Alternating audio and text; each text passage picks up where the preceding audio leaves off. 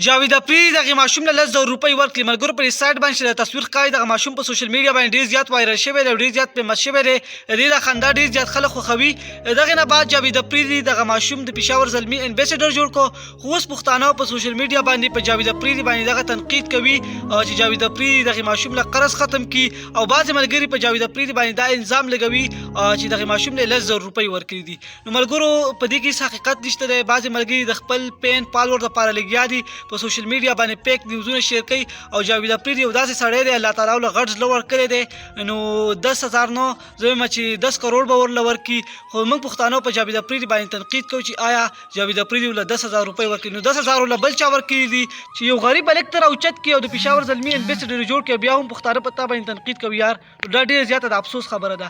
زموږ په پښتنو کې عقل او شعور وایي نشته دی. ملګرو که تاسو ګورئ جاوید افریدي دغه هلک راوچت کړو د پېښور زلمي امبیسډر جوړ کړو خو پښتانه په دې کې هم نه دي خوشحاله. په جاوید افریدي باندې تنقید کوي، په جاوید افریدي باندې قسم قسم الزامونه لګوي. یار ډېر زیات خفه شوم د خپل پښتنو د خپل سوشل اکټیویسټو نه چې هغه سوشل اکټیویسټ چې په میلیونو فالووري دي او هغه هم دغه تنقید کوي په جاوید افریدي باندې.